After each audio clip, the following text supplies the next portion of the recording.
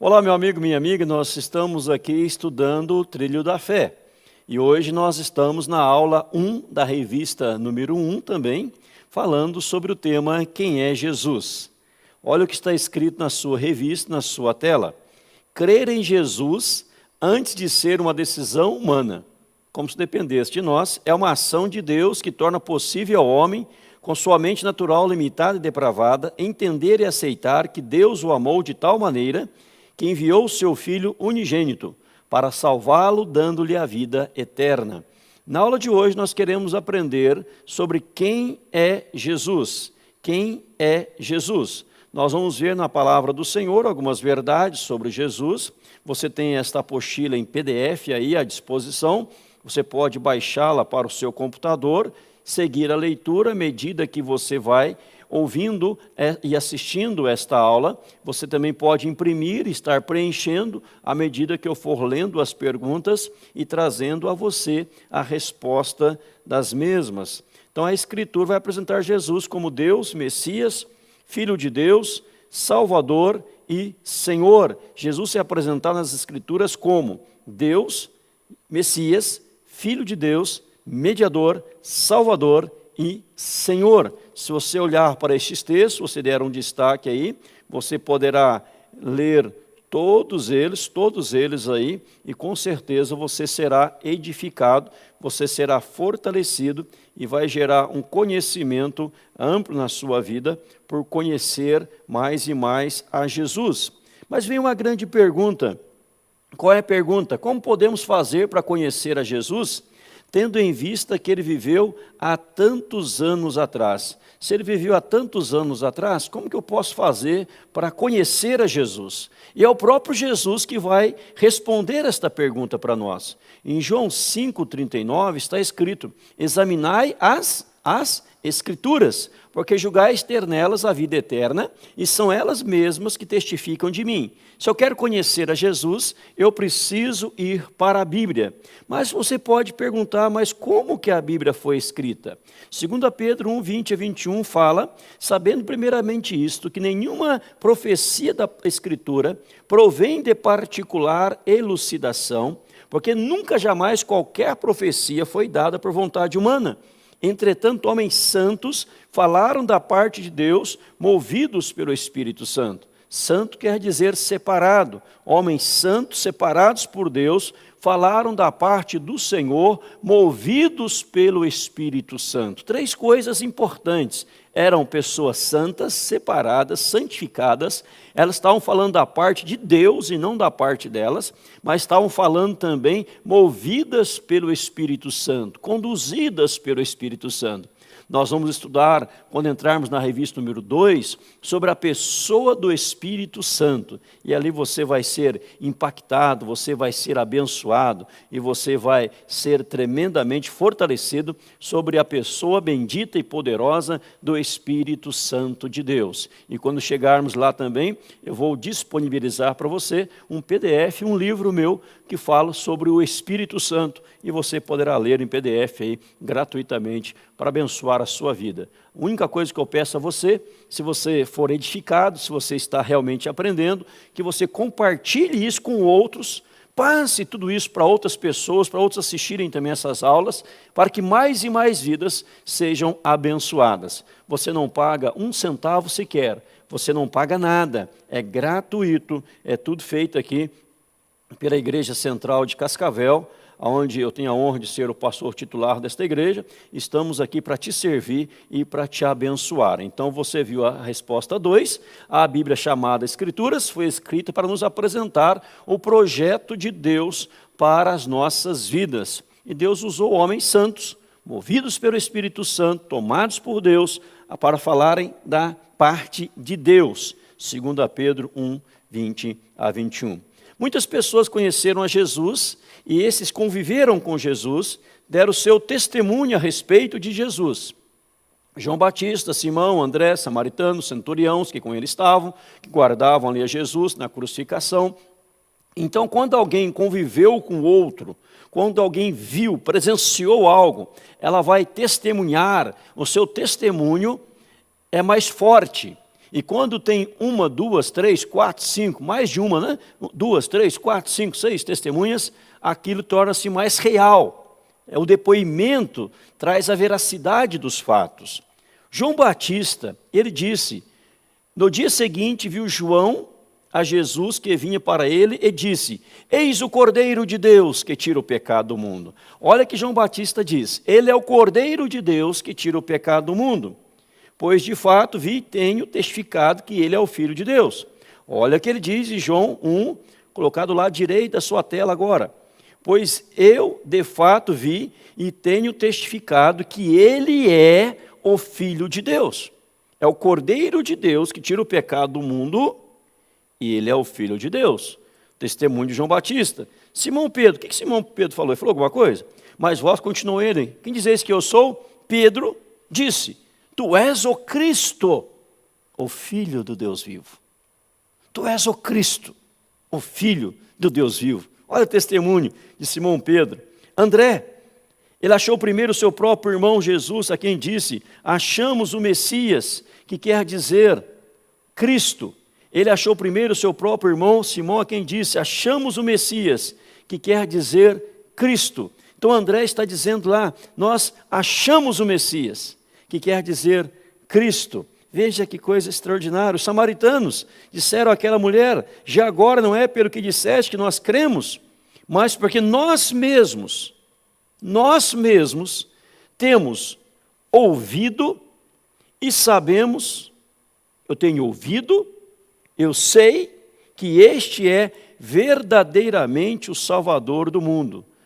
Vou destacar para você, aqui olha lá, lado direito, temos ouvido e sabemos que este é verdadeiramente o Salvador do mundo. O centurião, nós vimos esses textos aí, eu quero destacar para você agora sobre o centurião.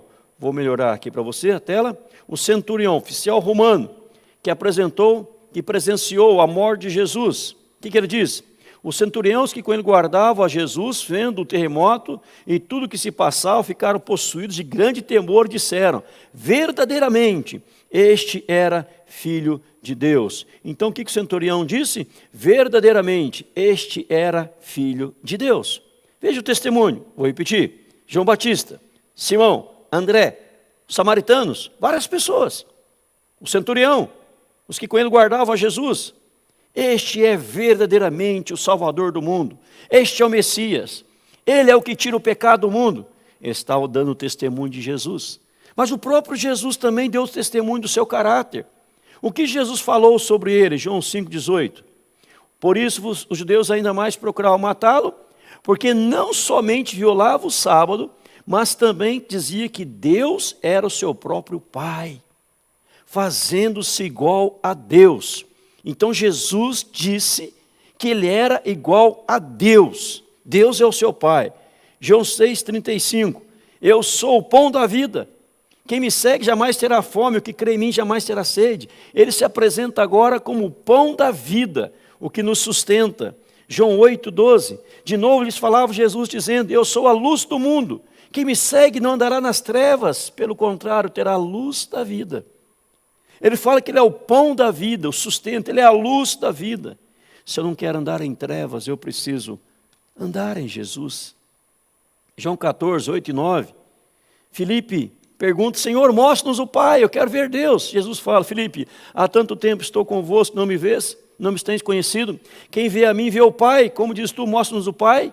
Então Jesus fala, você quer ver o Pai? Olha para Jesus. Então aqui em João 14, 8 e 9, você está aprendendo que não tem como eu ver Deus, olhar para Deus, sem olhar para Jesus. Eu preciso primeiro olhar para Jesus, para depois ver a Deus. O que Deus diz na ocasião do batismo? Agora a voz vinda do céu, no dia do batismo de Jesus, quando ele sai das águas, os céus se abriram, e o Espírito desce sobre eles como pomba. O que diz Mateus 3,17? E eis uma voz do céu que dizia, este é o meu filho amado em quem me comprazo. Este é o meu filho amado em quem me comprazo. Então Jesus está dizendo que ele é luz do mundo, Ele é o pão da vida, Ele é igual a Deus. Os samaritanos falaram, verdadeiramente Ele é o Salvador do mundo, verdadeiramente Ele é Filho de Deus, Ele é o que tira o pecado do mundo. João Batista disse, Simão Pedro, tu és o Cristo. E agora Deus dizendo, este é meu Filho amado, em quem me comprazo. Veja agora, número 6, guarde isto. Muitas pessoas desejam conhecer a Deus. Segundo Mateus 11, 27, João 1, 18. Qual é a única forma de conhecermos o Pai, Deus Pai? Mateus vai dizer, tudo me foi entregue por meu Pai, ninguém conhece o Filho senão o Pai, ninguém conhece o Pai senão o Filho, e aquele a quem o Filho quiser revelar. Ninguém conhece o Pai senão Jesus. Ninguém conhece o Pai senão Jesus. E aquele a quem Jesus, o Filho é Jesus, o quiser revelar. Ninguém conhece o Filho senão Deus. Ninguém conhece Deus senão Jesus. E a quem Jesus o quiser revelar. Se eu quero conhecer a Jesus, eu preciso amá-lo. Eu preciso ver as Escrituras, mas se eu quero conhecer a Deus, eu preciso passar por meio de Jesus. João 1,18, ninguém jamais viu a Deus, o Deus unigênito, que está no seio do Pai, é quem o revelou. Ninguém jamais viu a Deus, o Deus unigênito que está no seio do Pai, é quem o revelou. Quem é o Deus unigênito, o Filho unigênito? Está falando sobre Jesus, é Jesus quem revela a Deus. Você quer conhecer Deus? Precisa passar por Jesus. Veja agora esse texto, marca aí na sua Bíblia. Muitas pessoas desejam aproximar-se de Deus. Qual a única maneira de nos achegarmos a Deus, conforme João 14, 6? Respondeu Jesus, eu sou o caminho, a verdade e a vida. Ninguém vem ao Pai senão por mim. O que Jesus está dizendo? Eu sou o caminho, artigo definido, o caminho, a vida, a verdade. Ninguém vem ao Pai senão por mim. Veja que Jesus está dizendo, ninguém vai, mas ninguém vem. Então, para ir a Deus, eu preciso passar por Jesus. Se você não passar por Jesus, você não chega a Deus. Jesus é o caminho para chegar a Deus. Jesus é a verdade para aproximar de Deus. Jesus é a vida. Jesus é aquele que te revela Deus no seu coração. Você quer conhecer a Deus? Conheça primeiro a Jesus. Sem Jesus, está aqui escrito na palavra, na Bíblia, a palavra de Deus. Sem Jesus, ninguém conhece a Deus. Não adianta dizer, eu honro a Deus, eu amo a Deus, eu sou apaixonado por Deus. Mas se você não tiver Jesus, você jamais terá uma experiência com Deus. Número 8. Muitas pessoas acham que é suficiente acreditar em Deus. Ah, basta acreditar em Deus? Eu acredito em Deus, isso basta. Será? Tiago 2,19 e João 14,1. Tiago 2,19. Crês tu que Deus é um só? Você crê que Deus é um só? Ah, eu creio. Faz bem. Até os demônios creem e tremem. Crês tu que Deus é um só? Fazes bem. Até os demônios creem e tremem. Ah, o que basta é acreditar em Deus. Acreditar em Deus é suficiente. Até o demônio crê em Deus. Que Deus é um só. Até os demônios. E eles creem e tremem. Mas o que diz João 14, 1? Vamos ver?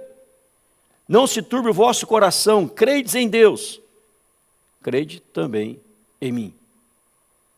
Credes em Deus, credes também em mim. Ah, o que importa é acreditar em Deus. Alguém pode dizer para você, fala, até o demônio, o diabo crê em Deus, que Deus não só.